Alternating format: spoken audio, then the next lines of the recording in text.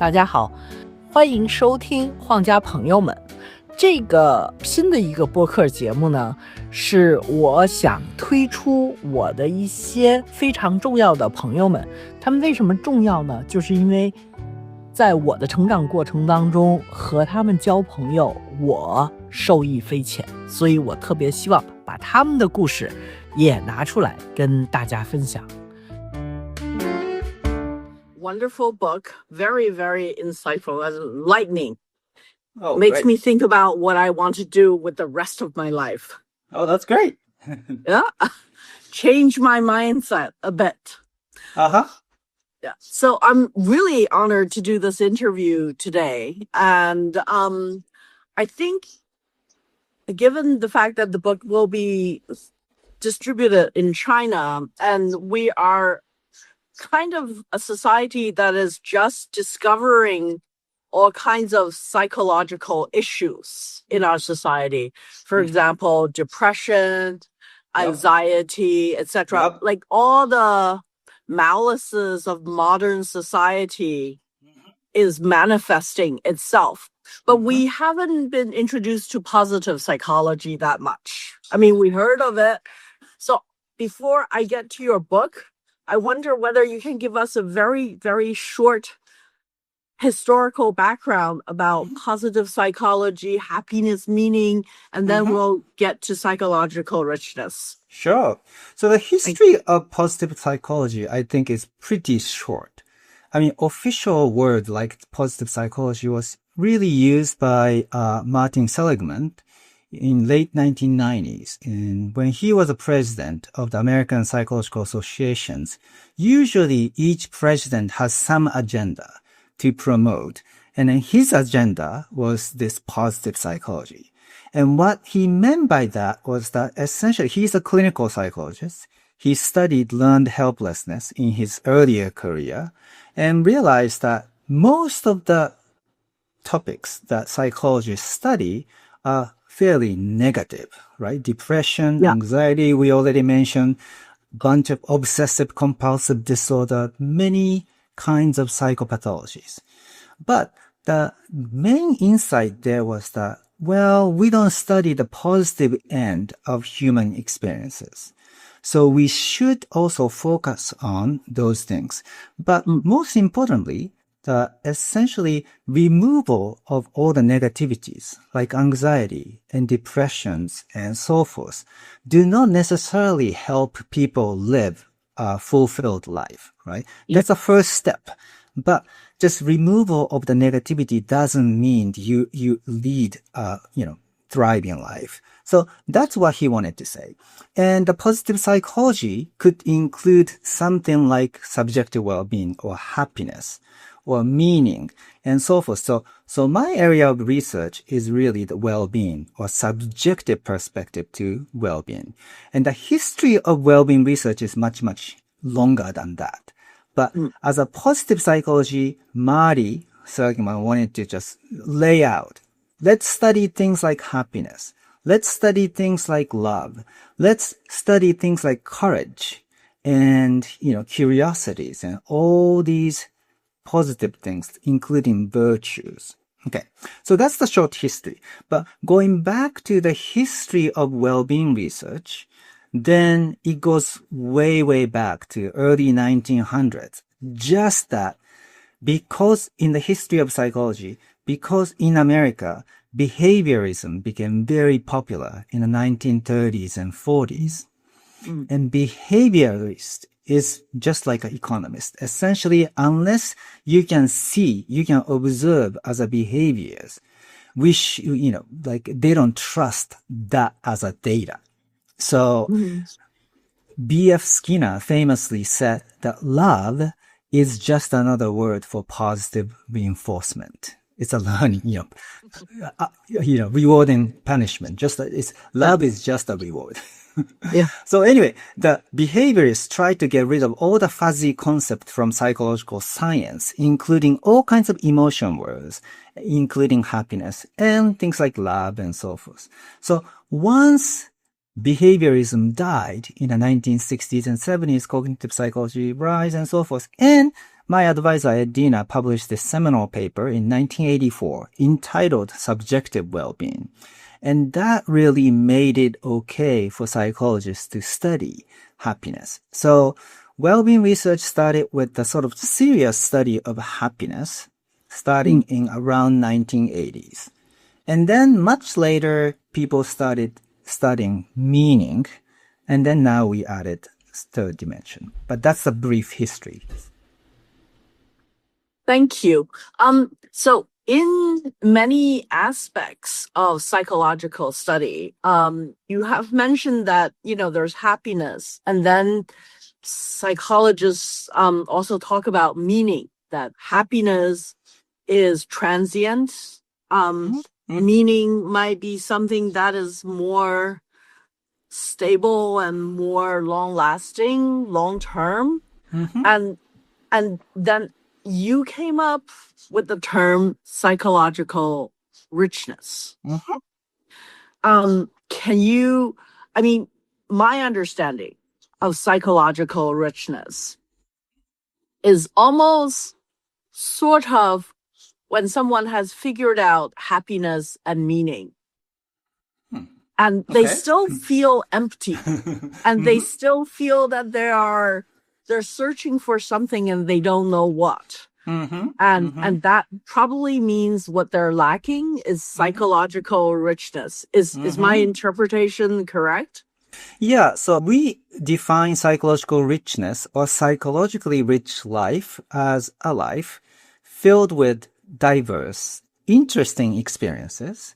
So somebody's life filled with sort of unconventional, unusual, a lot of experiences. And these experiences do not have to be sort of the first hand.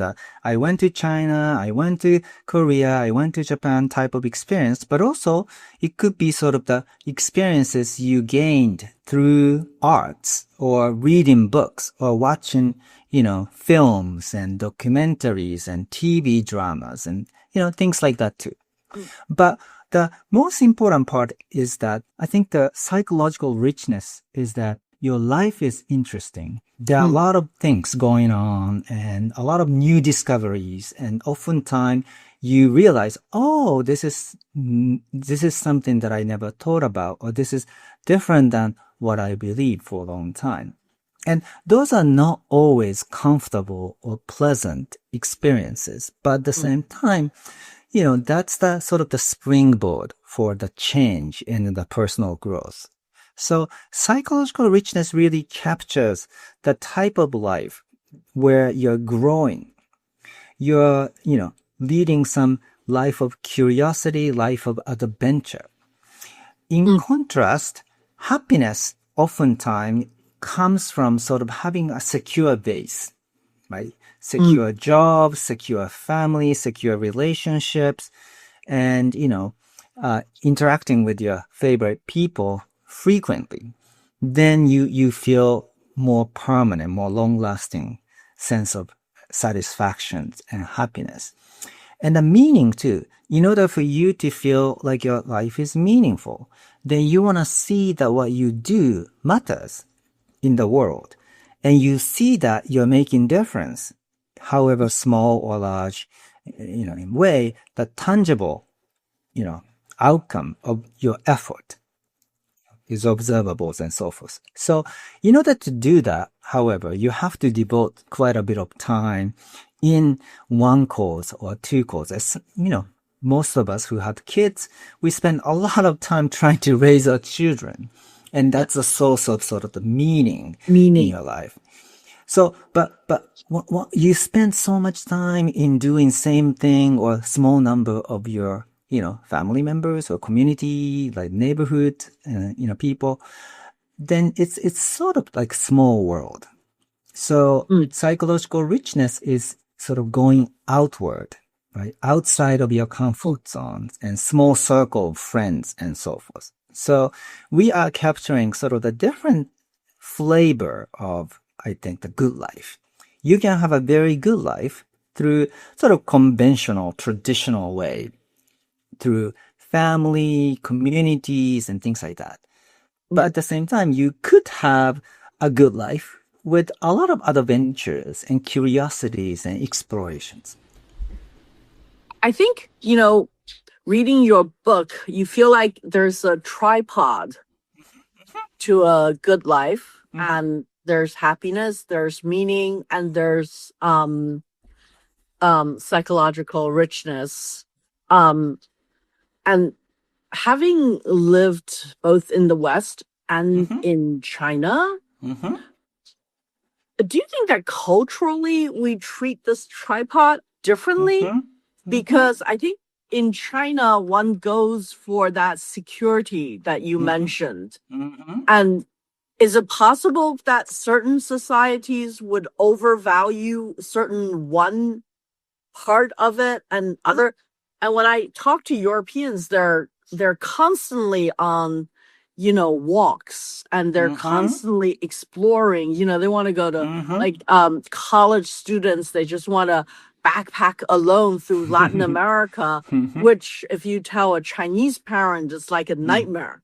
It's like, my God, I just spent all this money, invested in my son's education, and now he wants to travel by himself with a backpack in a country I don't know, and I don't know the language, and what if it's dangerous? And Exactly. so, so culturally, when you put it, but you're Japanese, so the mindset I'm talking about. So how would you take these positive psychology theories, particularly your theory, which emphasis on self-exploration and curiosity, into a Oriental mindset and cultural background? Yeah. So that's excellent, questions. And we indeed asked this question. Okay, if you can pick just one life, what kind of life would you like? Would you like to have the life of happiness where, your life is secure, comfortable, pleasant?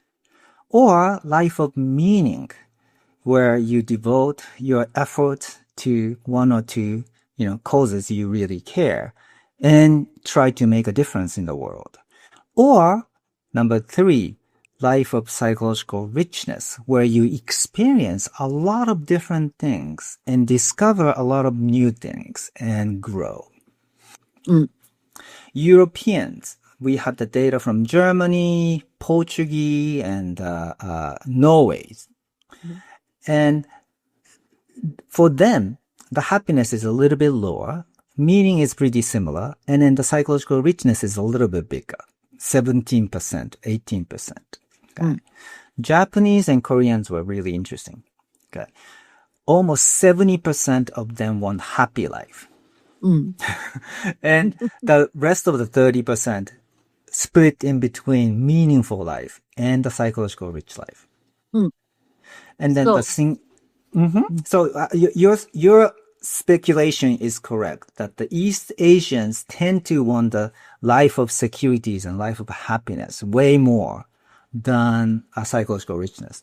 Singaporean, actually, we have data from Singapore. Singaporean, actually, a lot of people, Singaporeans, wanted to have either a happy life or a meaningful life. And then very small number, 7% or 8% wanted psychological rich life. Okay.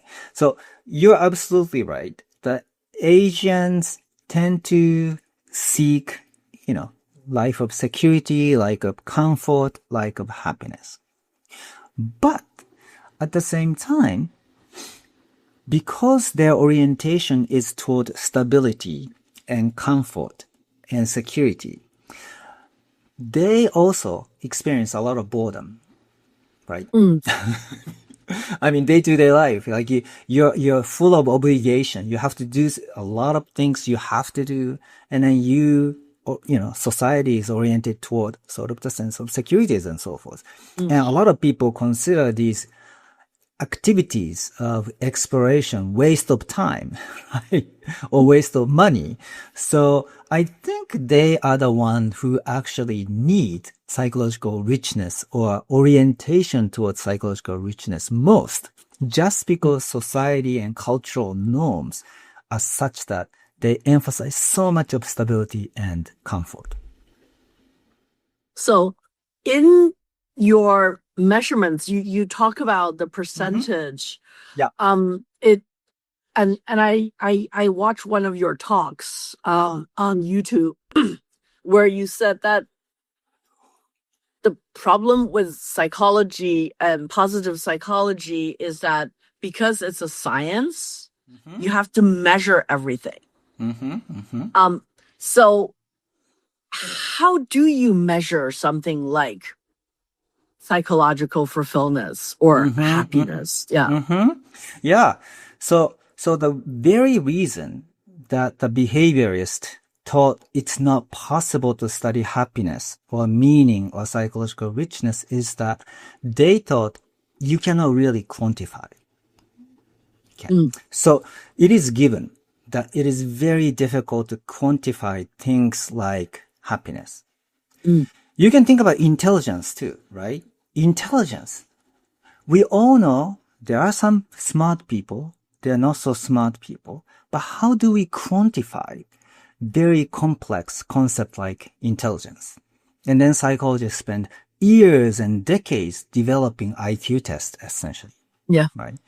So in terms of happiness, one of the simplest but yet very effective measure is so-called ladder scale.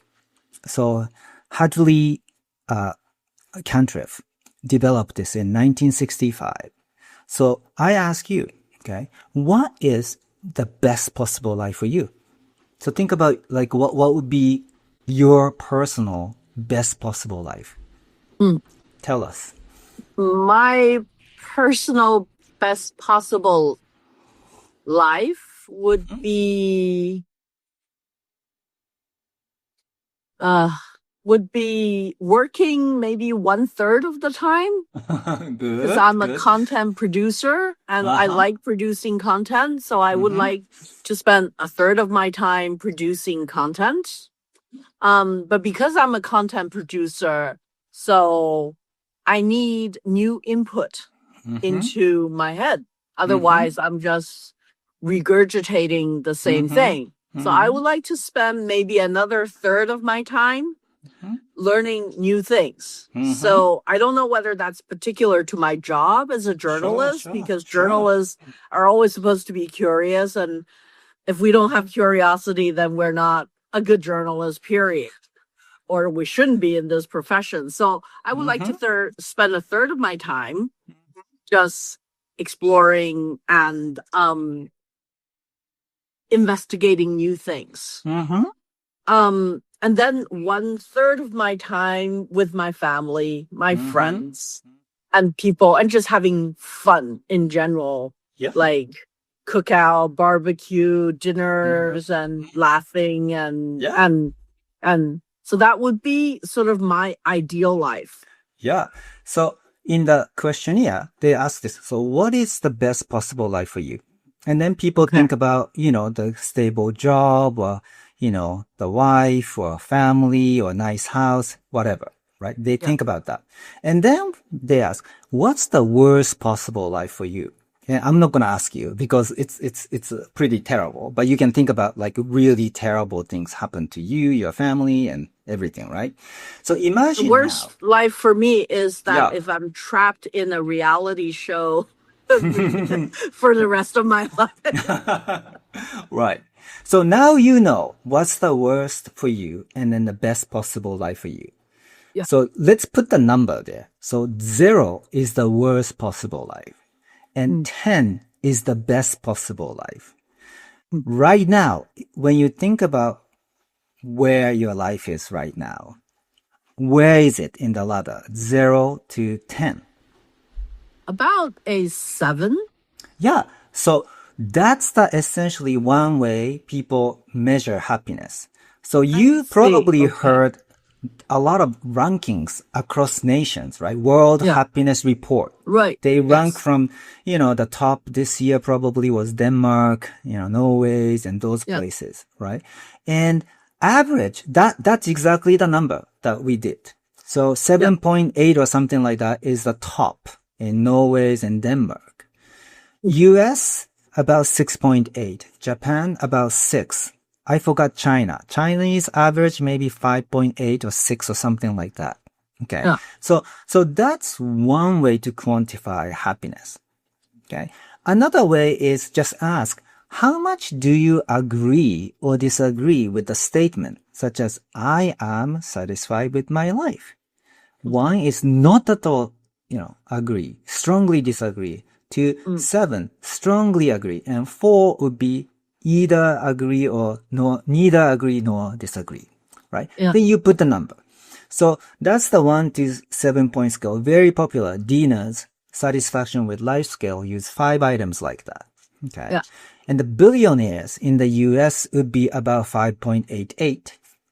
And college students here is about 5. Okay. Prisoners are the lowest and 1.5 or 1.8, right? You can tell. Wow. So, yes. Yeah. So those are the 2 ways, but another way you can quantify, this was the preferred way by Danny Kahneman, who won the Nobel Prize in 2002. He wanted to quantify in a little more random moment, more objective way. So we did this too, but we give sort of the phone and then just, program our beep signals as well as survey. So they have to carry this 24 hours, 7 days a week. And then between, say, 9 a.m. to 9 p.m., we just randomly, 7 times a day, we beep. So 10 a.m. or 12:30, etc., etc. And then essentially each time when you get beeped, you have to answer right before a beep went off. Were you feeling happy? Yes or no? Were you feeling sad? Yes or no? Then we sample 49 random moments of the 1 week. Then we can quantify actually 84% of the time, such and such was happy. 50% of the time, such and such was happy. So then you can really quantify, this is a so-called ratio scale. So 50% is a half of the hundreds and so forth. So, you can really compare, right? 25% to 50% to 75% to 100% and so forth. So psychologists believe us. We did a lot of things to quantify this way. And then the meaning in life, very similar, right? You can think about meaningless life, right? Is where you feel like your life has no point. Yeah. Why do I exist? What's the point of my life, right? So that's the 0. Then the 10 would be you feel like your life is full of meaning. There's so many ways you're contributing to others and societies, right? Then you can say, like, where do you feel? Like 0 to 10 or 1 to 7, right? So those are the type of way that we can essentially measure. And psychological richness, we ask things like, at the deathbed, are you likely to say, I have learned, and seen a lot? Or we can ask, how much do you agree or disagree with this statement? I have a lot of interesting stories to tell others. Yeah. And so forth. So that's how psychologists try to quantify. I mean, this is not perfect. Of course, there are measurement errors and so forth, but you can ask the target person. Like you can ask me, I say 7 or 8 or whatever. But then you can ask my wife, what do you think? Is Shige really happy or unhappy? Like, where do you do? Then we can just compare, right? The self-report and then the informant report. And essentially, as a part of validation, we have to show that self-reports are pretty much highly correlated with the informant reports. And if so, then we can sort of rely on the self-report. I see. So it's a lot of work figuring out what questions to ask, asking them how to ask and correlating them. Sure. Okay, so you must have tons of data. Tons of data, you have to analyze. So when you came up with the theory of psychological fulfillment, I know that you're an avid reader of literature. Yep. And so what inspired you to come to this theory? Was it a set of data? Was it a particular story? Was it a biography? Yeah. Great questions. So first of all, around 10 years ago, summer of 2015, every summer I try to reflect upon my life and what I want to study the following academic year. And that year, I just all of a sudden realized that, oh my gosh, I entered PhD in 1995. So that was 20th anniversary. So I realized, oh my gosh, I spent my 20 years studying happiness and meaning. What have I learned? Right? And I was thinking about what was the biggest controversies? What is the remaining questions and so forth? And then finally, I asked myself, am I happy? And I said, yeah, I'm pretty happy. I have a secure job. I was already full professor by then. Nice kids and family. Do I feel like my life has a meaning? And then answer was yes. I was helping out my kids, playing baseball and, teachings and things like that. But then I asked the next questions. Is that the full life? Is that the complete life? And I couldn't say yes. And I felt like something was missing. So when I thought about essentially like what predict happiness, what predict meaning, and I realized that so many predictors are very much stable, conventional, traditional things. Like, as I said, close relationships, family, and, job and so forth. And also from the existing data about the big 5 personalities in a personality, there are 4,000, 5,000 words to describe our personalities, but essentially boils down to 5 things, at least in the West. Extroversion, neuroticism, agreeableness, conscientiousness, and openness to experiences. What's interesting is that when we look at the data, the meta-analysis by others, happy life and also meaningful life, both are predicted by 4 out of 5 big 5 factors. More extroversion, more happiness and meaning. Less neuroticism. Neuroticism is, worrying about things all the time, right? So less neuroticism, more happiness, more meaning. More agreeableness, more happiness, more meaning. Because agreeable people have more positive, better relationships usually. Yeah. And conscientiousness, more happiness, and more meaning. Okay. But one thing that did not correlate with happiness and meaning was the openness to experiences. And as the word openness to experience, implies, this is like how much you like to, entertain new ideas and read literature like poetries and poems and literatures and things like that, right? Aesthetic experiences. So that's what's missing. So that's the data side of things. I realized that there is a good life, right? Artistic life, aesthetic life is admirable. Those people who are open to experience, we admire that. But if you measure good life with happiness and a meaning, then we're not really capturing those people. So then I went back to the lab, my lab group, we meet. So I asked my student, graduate students, postdoc, and the graduates. So is there anyone who says they're not happy? They say their life is meaningless, yet from third person's perspective, leading really admirable lives. And I said, this could be your mother, father, somebody you know, or any literary figures and so forth. So then we open up and we came up with so many examples, so many of them. One of them was the Hermann Hesse's, Narcissus and Goldman and classics, right? The narcissist is a very much, Aristotelian, virtuous, priest, right? So he's full of happiness. He is full of meaning, but he stay in, monasteries. He essentially live a very, very stoic, religious, conventional life. On the other hand, Goldman, right, escaped the cloister in search of the real world experiences.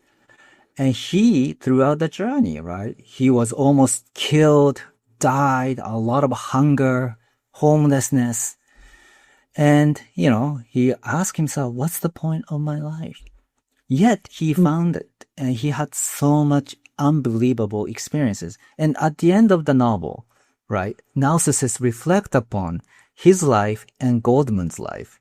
And then say, is Goldman's life as worthy as my own virtuous, conventional religious life? So definitely there are lots of literary examples that we came up with that really actually inspire us and essentially gave us confidence that yes, this is real. There are a lot of admirable characters in the literature, right? James Joyce. I mean, the portrait of a young man as an artist is a prime example of this dilemma of living the conventional religious meaningful life versus life of an artist, intellectual explorations and self-expressions. Kierkegaard's Either or, the book is really also about this conflict between, stable marriage or just unconventional, spontaneous life. So yeah, absolutely. Literature, philosophy, those examples gave us a lot of inspirations. But idea came also from the existing data and existing literature, the scientific literature, that we have not really covered this more intellectual curiosities and explorations as a good life. So that was key. Great. So is there anyone that we would all know in our modern society that exemplify someone who, in your definition, has led a life of psychological richness? So do you think everybody in China know Jane Goodall, the woman who went to Africa and, worked with gorilla and so forth, right? I mean, Born free, yes. Yeah. I mean, she is bold, right? I mean, she's British woman, primatologist, and went to Africa and observed and realized that, right, the gorilla and those big animals had a very different kinds of relationships and discovery. And it was just total new things, bold things. And, she really, really led, I think, the life of explorations. So she's one. Another one, I don't know, very famous American, Anthony Bourdain, who is a TV, he was a chef and then became essentially sort of the journalist documenting street food in Southeast Asia, and all over the world. So he definitely lived a life of adventure and life of psychological richness. Although, he ended his life. Yeah, he committed suicide. Right, exactly. So he was not happy. He didn't think his life was meaningful. But so many of us admire his life as unbelievable. I mean, he's the guy who brought this street food scene from, Vietnam's and Cambodia's and so forth to the very French or Western oriented, cuisine, the culture, high culture. So we think, I mean, he's a prime example. Do you know Oliver Sacks, who was a psychiatrist, very famous? So he was British, and in childhood he was put in the boarding school from age 8 or so, and he was really abused by the principal. And he went to Oxford or Cambridge, I forgot which one. But anyway, by the end of his medical studies, he was depressed, right? So he had a really tough time. He moved to Canada and then moved to US. And then he became the serious, bodybuilder. In the 60s, he was building. And then he was a biker. So Hells Angels bikers. Oh my God. Yeah. Okay. And then he was gay.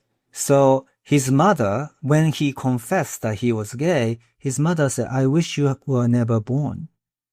I mean, it's like terrible, right? He was very successful medical doctor and studied writing. So as a writer, very successful. But much of his adult life, he didn't have a boyfriend or very much, no intimate relationships. Yet he really explored intellectually, crossed the, border. And his life experiences is unbelievable, unpredictable, So he didn't feel like he was probably happy much of the time. And we all think his life was very meaningful, but I think the meaningful life doesn't really capture what Oliver Sacks's life was. So people like that, I think, is very much, but these are famous people, right? So one not so famous person, I will just explain to you. I feature her in my book too.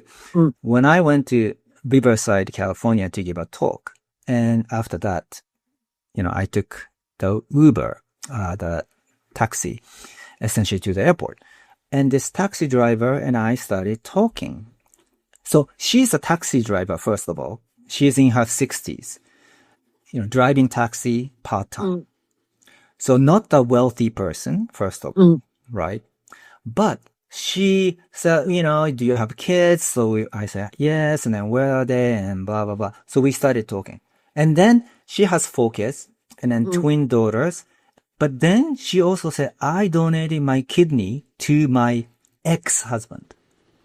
So at that time, she was already divorced, but she had the baby, twin sisters, as a teenager. So she didn't have a real, a husband who could, raise kids. them. So she was a single mother. She was a single mother first when she was young, and then married this person, but eventually got divorced. Right? So something happened. But when he needed the kidney, she just immediately gave away her kidney. So I asked why. And she said, well, he really helped my kids. Without him, my kids wouldn't have been this successful and so forth. So it's another incredible story, right? So she gave her kidney and on and on. So she led unbelievably psychologically rich life and also very happy because she still talks to her children every day, visit her child. One lives in Boston, one lives in DC and so forth. And she was essentially the police officers when she was young. So, public service servant. Yeah. So she felt like she made a difference in the world as well. So she's one of the rare person who is happy, who had meaningful life, and extremely psychologically rich. So you don't have to be rich and famous to lead a psychologically rich life. Definitely, you can anyone can do it if you choose to. That's amazing. It is really amazing. Yeah. So basically, is there a way, because I know that in your book you talk about it also, about how to lead a good life? Sure. I think for all of us, we all want what you describe as happiness, meaningful, and also psychological fulfillment. Richness. Richness, yeah. And So, are there things? So, as you said, psychology, and right now, psychology in China is very much focused on the negative side of modern living. How do you focus on the good side? How do you switch? And like you said, I was anxious before, I had depression before, I'm now okay. But how do I actually begin to start living a good life? Yeah. So I have to say that traditional psychology has a lot of important things, right? Of course, the treatment of depression, anxieties, and obsessive compulsive disorders, schizophrenias, and so forth are extremely important because these are debilitating, symptoms. But if you can control that with the therapies, with the medicines, and so forth, then I think you can also think about how to move beyond just the curing the diseases and make improvement in your life. And here comes sort of the values. As you said, a lot of people want just a life of happiness, fun, and pleasure. Then we have a lot of helpful suggestions because we already know the happiness is not the intensity but the frequency of positive emotion. Namely, when we think about, what will make my life better, happier, we often think about promotions, better paying job, bigger house, etc., etc. And those things do matter, but just matter very, very brief time. We get used to the new situation very quickly. So what's important is really your relationships and close others. So try to increase the time, as you said, the barbecue with friends and things like that, right? Cup of coffee every week with your best friends. So those are the keys to the happiness. So you can do that. Meaning, of course, we also know like what gives people a sense of meaning. So one thing is you have to have sort of the sense of purpose and direction. Because those people who feel like their life has no meaning often feel like I have no direction. I'm leading my life sort of aimlessly, not knowing where to go. But once you have your vision and the purpose, then you see where your life is going. Then you start to feel like your life is meaningful. And also, the key there is that just you have to connect the dot, the past, present, and the future. And sometimes it is very difficult to see the connection, where I came from and where I'm going. So oftentimes, being nostalgic is actually good because nostalgia brings you and help you maintain the old relationships. And actually having the relationship, your friend from the elementary school, middle school, help you feel like you're continuous, consistent person, despite the fact that you changed, over time.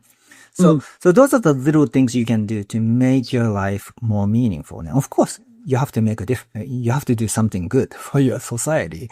That will, make you feel like you're making a difference to the world as well. And then the richness, as I said, you can sort of start exploring. If you like that literature, of course, spend more time literature, spend more time exploring the art galleries, or stop by some neighborhood in Beijing, Shanghai, wherever you live, right? The parts of the city you haven't gone before. You will find so many new things, new interesting things within 10 kilometers of where you live, essentially. There's so much going on that you are not, observing. So I think you can maximize everything, or you can focus on one thing, because richness is not for everybody. Meaning might not be for everybody. Happiness might not be for everybody. So basically, richness is not something that only money can buy. Oh, yeah. It's actually something that you can do very easily as long as you're curious. For example, you can read a book, which everybody can do. Exactly. You can do a city walk in the city where wonderful. you live. Yeah, exactly. So it's just small things like that. Small things, yeah. Small things you can do. So it doesn't have to be, a safari trip. No. Yeah, exactly. So if you look at the correlation between, income and the happiness, income and meaning, income and richness, actually income and happiness are the strongest correlation. So money really, which is kind of interesting. Yeah.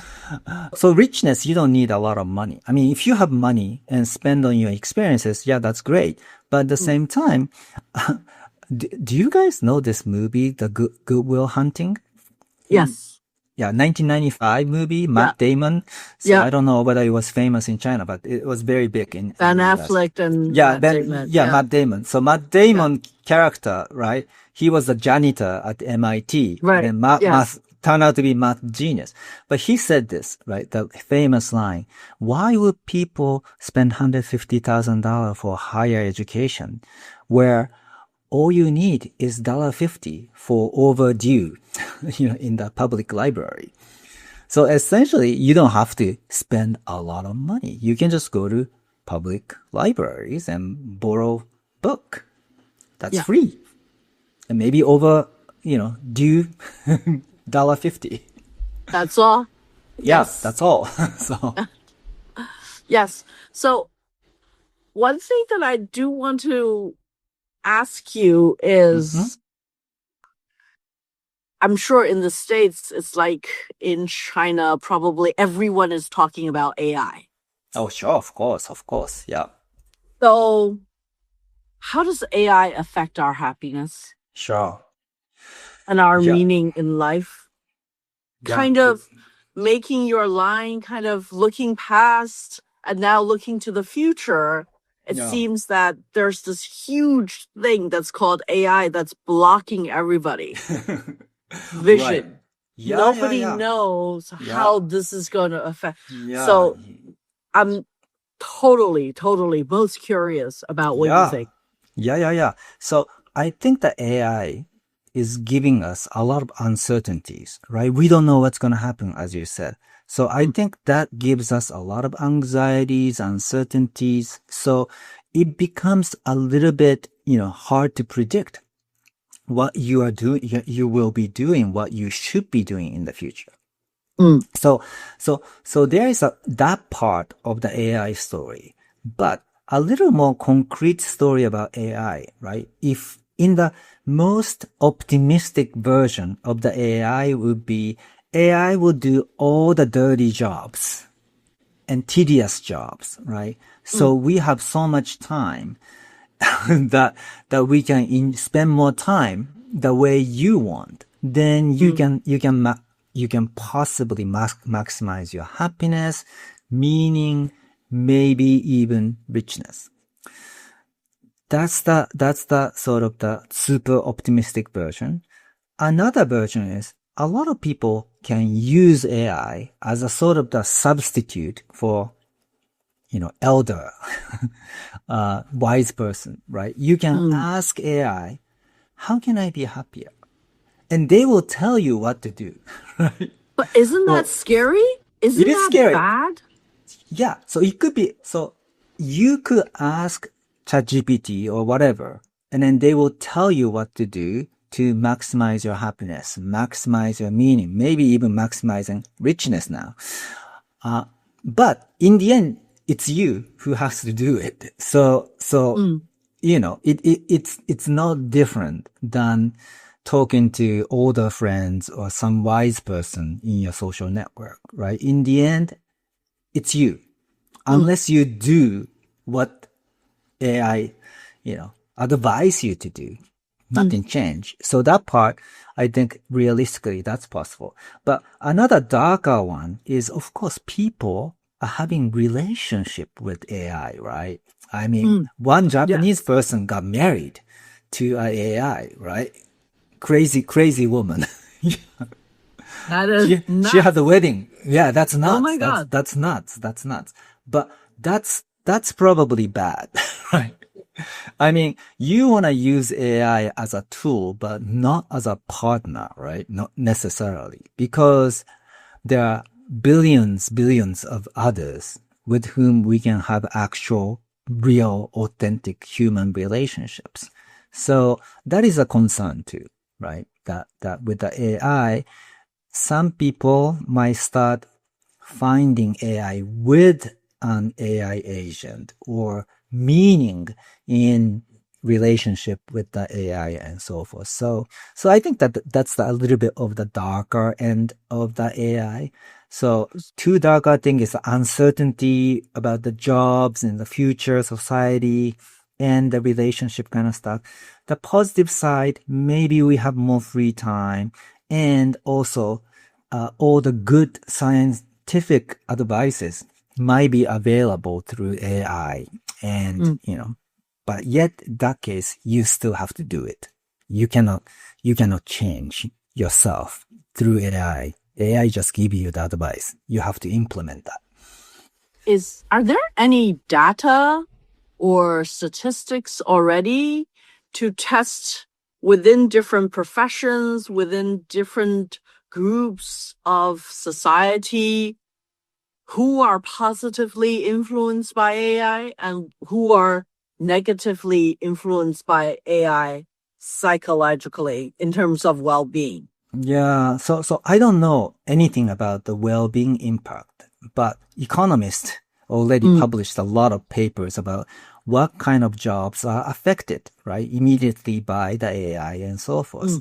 And it turned out most of the white-collar jobs, legal job, writing professions, gaming professions, those are very vulnerable, occupations. But again, nobody knows, until that really happens, where the greatest impact is. But in terms of psychology, it's very, very hard to predict, like what kind of AI negative and positive psychological impacts that we will experience in the next 5 years or so. So I think we just really start doing some kind of studies. I mean, we ourselves are running some experiments. For instance, we already know being playful, that, some people are very playful, like kids, essentially like 5 years old, right? And then those people tend to say their life is psychologically richer. So we wanted to, manipulate, make people more playful. And then we taught a lot hard how to make people more playful. And then actually ChatGPT as a conversation partner, we tuned the responses to make it more playful. So then to make ChatGPT more playful. Yeah. So they give answer more playfully. So you are having conversation asking, what should I do this weekend? And then just regular ChatGPTs, you might go to a museum and blah, blah, blah. But the playful one is the wording is playful. The things they suggest is more playful and so forth. So, I think and we found that actually so far, this is still a small sample pilot, but the more playful conversation with the AI agent make people more curious, actually, than more conventional. Like, here is my question, and here is answer. Then you're focused on that, and then you're not expanding your sort of horizons and interests. But playful engagement with AI, actually, they become more curious. So I'm sure there are lots of experiments like social psychologists like myself are doing right now, tuning AI in different dimensions and then see what kind of consequences, impact that has in our psychology.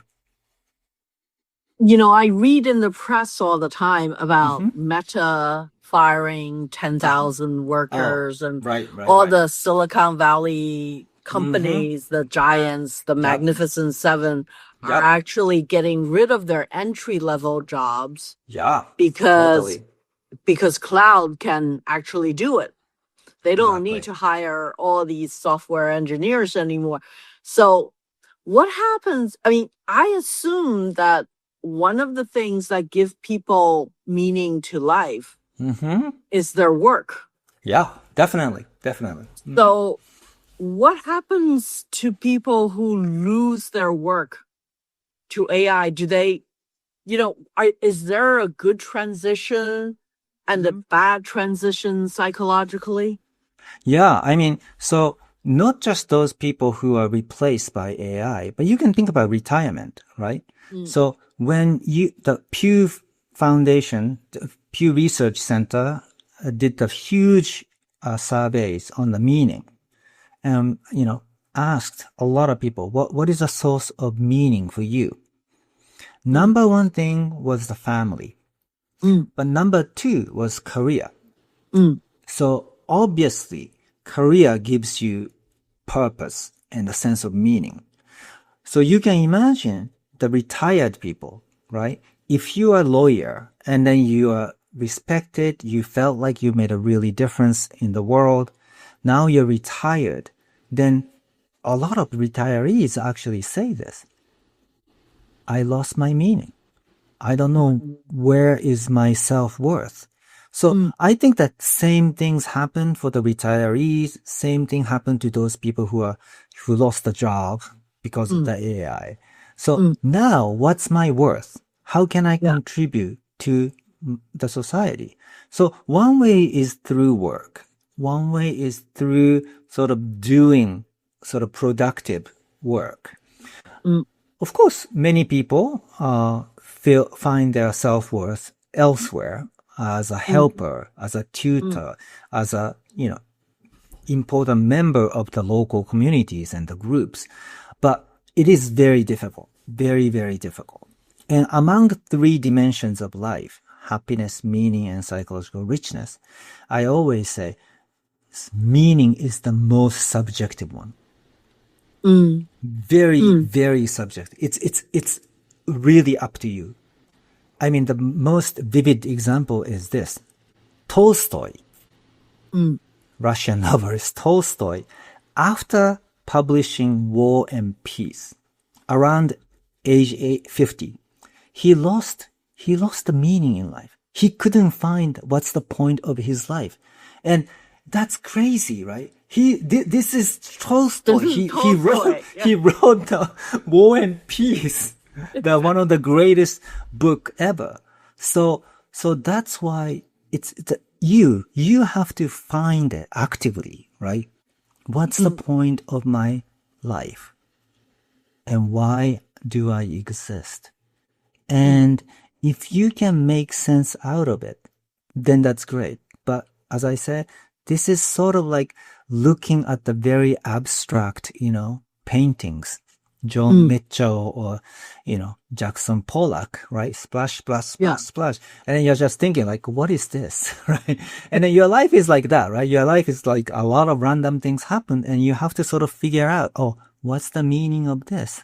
And, sort of you have to interpret, you have to create the meaning for you. Nobody else can do it for you. So that's why this is a very, very difficult situations when you feel like your job is in danger and you could be replaceable, then that's really vulnerable for losing the sense of meaning. But then, again, you have to go back to the original things like who are you and who were you, who have, how you can connect the dot from the past, present, and where do you want to go? What can you do? And so forth. And then you can start to see the dot being connected and start seeing some sense of directions and purpose. Then I think you start to regain the meaning in life. But again, it's a very difficult and personal process. So good luck. Yes. Last question. Sure. Why did you choose to be a scholar in psychology rather than a doctor in psychology? Yeah, so originally I was interested in clinical psychology. So I wanted to treat, people. Yeah. Yeah. But then after my undergraduate work in Tokyo, I went to New York City, Columbia University. And actually, I started out in a PhD program in counseling program. But I saw the real client as a practice in my first year, the spring quarter semester of the first year. And I just hated it. Okay. At that time, Good reason. At the time, I had a girlfriend who is now my wife. But every evening I'll talk to her, and then she complains to me about her work. Right, 1 hour, like I'm just listening to her complain, and I just couldn't imagine. 95, I listen to the complaints of strangers, and I go home and then listen to my wife's complaints. Right, that seems like too much. That's not a good life. That's not a good life. So I was mostly sort of very curious about the phenomenon and interested in research and wanted to be a professor. So it was a good choice for me. It worked out. So it was an easy decision. It wasn't a lot of balancing. Yeah, I mean, early on, I had the ideal, right, that I want to make a difference in the world. I want to help out people who are struggling. But I realized that I'm not good at it. It would be hard for me to do that. So I think that just focusing on research and using my strengths in mathematics and statistics and things like that, it worked out. It definitely worked out. It's a great book. I really enjoyed reading it. And thank you, Professor Oishi, for spending so much time with us, talking about your ideas. And it's great. It's very useful to, I think, anyone who lives in modern society. Yeah. Great. Thank you.